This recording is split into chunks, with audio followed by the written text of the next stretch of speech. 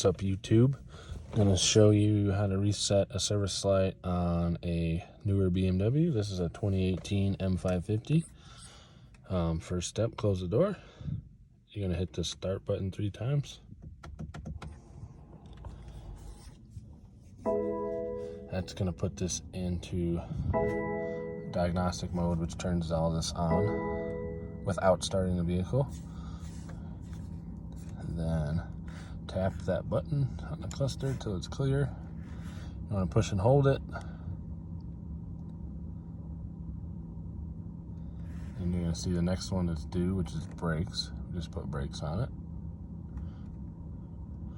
You want to tap and then push and hold.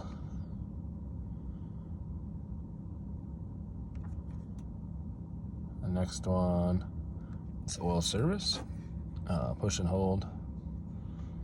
You can see the reset, let off, push and hold again.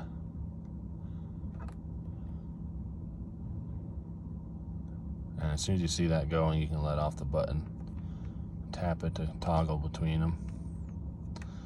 And then all our lights are reset.